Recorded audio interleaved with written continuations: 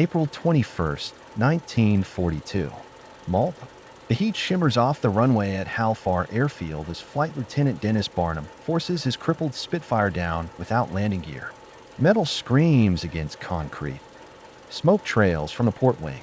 Minutes earlier, at 18,000 feet above the Mediterranean, he had destroyed a German Junkers bomber and a Messerschmitt fighter in violent aerial combat. His aircraft vibrated, the controls went slack, and the world spun. Fire erupted from the engine cowling. Too low to bail out. The spinning continued. Then somehow, against all odds, he leveled out and brought her home. This was the Supermarine Spitfire, Britain's blade against the darkness. 20 years before Barnum's desperate landing, the Royal Air Force nearly ceased to exist. After the Great War, the victorious Allies dismantled their air forces with breathtaking speed. Powerful voices in the Admiralty and War Office demanded the RAF be absorbed into the Army and Navy. Only the relentless determination of Air Marshal Sir Hugh Trenchard prevented this institutional suicide. The RAF survived, but barely. Britain would need every pilot, every plane, every ounce of fighting spirit it could muster for what was coming. In 1920, a quiet engineer named Reginald Joseph Mitchell became chief designer at Supermarine. He specialized in flying boats, working in relative obscurity. But in 1934, the Air Ministry issued a specification that would change aviation history. They wanted a high-performance interceptor armed with 8 wing-mounted machine guns, built around the revolutionary Rolls-Royce PV-12 engine, soon to be christened the Merlin. Mitchell's response was audacious. While other designers played it safe, he created something radical, a stress-skin aluminum structure with graceful elliptical wings and a thin airfoil that would slice through the sky at unprecedented speeds. The 2-stage supercharger gave it exceptional performance at high altitude, where battles would be won or lost. On March 5, 1936, the Type 300 lifted off from Southampton. It was instantly clear this was no ordinary aircraft. After minor modifications and evaluation at Martlesham Heath, the Air Ministry christened it Spitfire. The name fit perfectly: aggressive, fast, dangerous. During spinning trials and handling tests, the plane exceeded every specification the ministry had demanded. The Merlin F engine produced 1,045 horsepower. A reflector gun sight was added. A tail wheel replaced the original configuration. The numbers told the story. This machine could fight and win. Mitchell never saw his creation prove itself in battle. Cancer took him on July 1, 1937, at just 42 years old. He had worked through agonizing pain, still pushing himself on a bomber project when death came. He had shunned publicity, avoided fame, preferred a drawing board to the spotlight. Outside aviation circles, few knew his name. His assistant, Joseph Smith, inherited the mantle and would shepherd every future Spitfire variant through the war ahead. By May 1940, Europe was collapsing. Norway, Holland, Belgium, Keinkert. France was bleeding out. The British Expeditionary Force faced annihilation, trapped against the beaches of Dunkirk. Between May 27th and June 4th, Operation Dynamo evacuated 338,000 Allied troops across the Channel. It was one of Britain's worst military defeats, yet celebrated as a miracle.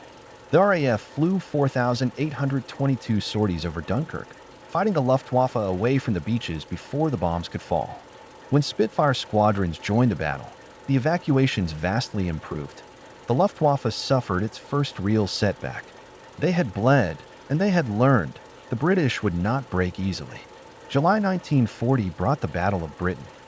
Prime Minister Winston Churchill named it in a speech before the House of Commons, and the name stuck. Reichsmarschall Hermann Göring believed his Luftwaffe could destroy the RAF in weeks, clearing the skies for Operation Sea Lion, the invasion of Britain. He was wrong.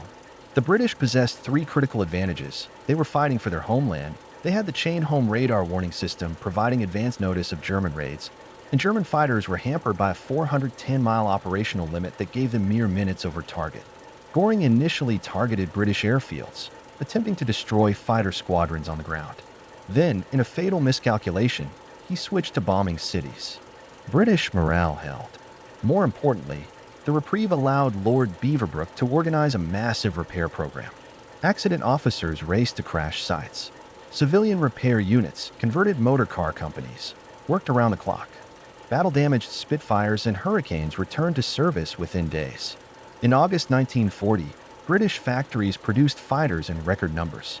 The fighting over London was savage. Hurricanes attacked bombers while Spitfires hunted enemy fighters. Fighter Command lost over 500 pilots above southern England. Germany had started with 10,000 trained pilots, Britain with just 1,450. The mathematics were brutal. On August 20th, 1940, Churchill rose in an overcrowded House of Commons and spoke the words that would echo through history. Never in the field of human conflict was so much owed by so many to so few.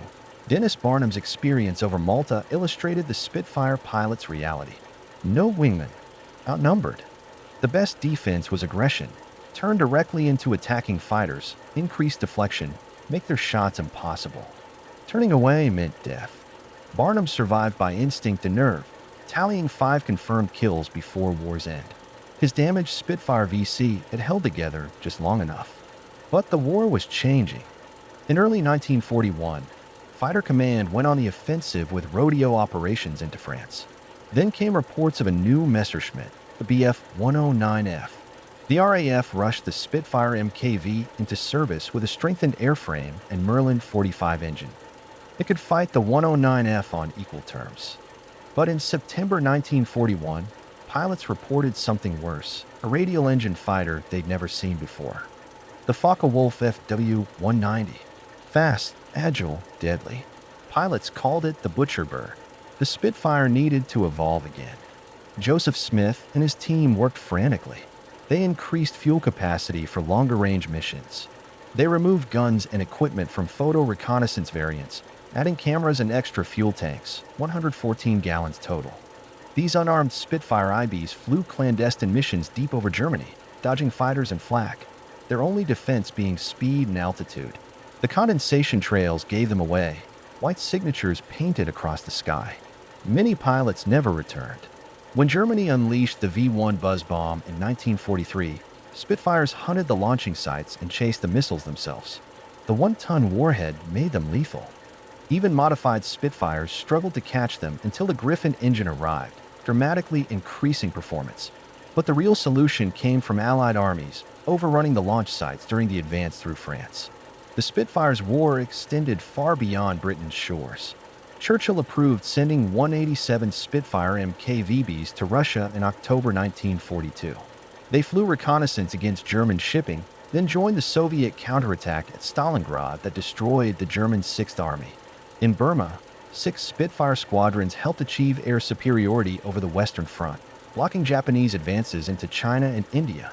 The naval variant, the Seafire, hunted submarines in the Pacific and Far East. Its short combat radius limited effectiveness until auxiliary fuel tanks extended range by 50% in June 1945, finally allowing offensive operations. On D-Day, June 6, 1944, Spitfires formed a corps of air assets over Normandy's beaches.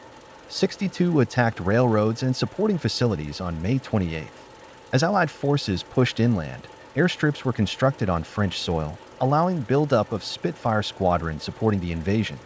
German ace Gunther Rall, who test flew captured Allied fighters, preferred the Spitfire over every other aircraft he'd flown. 22,800 Spitfires rolled off production lines during the war. Continuous production, constant evolution. After 1945, Spitfires fought in the Greek Civil War, the 1948 Arab-Israeli War, and Korea in the early 1950s. Both Israelis and Egyptians flew them in later conflicts. The design remained viable into the 1960s. But the true legacy was written in the skies over Britain in 1940, when young men like Denis Barnham climbed into their cockpits knowing the odds, knowing their fuel was limited, knowing they were outnumbered and climbed anyway. They turned into the enemy fighters. They fought until their ammunition was gone, their fuel exhausted, their aircraft burning. They landed on smoke and prayer. And they went up again the next day.